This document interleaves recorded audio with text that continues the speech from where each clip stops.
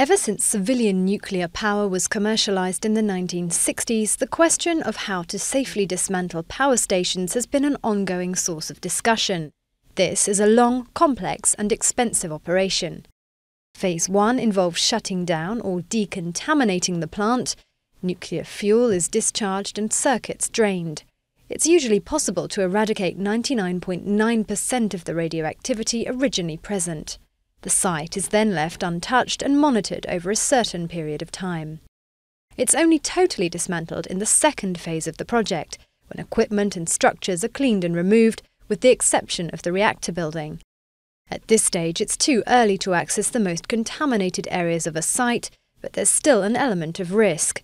Cleaning, dissecting and disposing of parts responsibly require careful attention. The reactor building, meanwhile, remains sealed off and monitored. Finally, in Phase 3, it's dismantled. This is the most delicate part of the whole operation, as it involves reopening the building without contaminating the area or staff on the outside. Remote-controlled robots are used to do most of the cleanup work. According to French energy supplier EDF, shutting down a typical nuclear power station with 4 reactors to Phase 2, so not including the reactor building, would generate 30,500 tonnes of waste in need of special treatment. 20,000 tonnes would be very slightly radioactive, 10,000 tonnes slightly radioactive, and 500 tonnes mildly radioactive. But the figures remain questionable.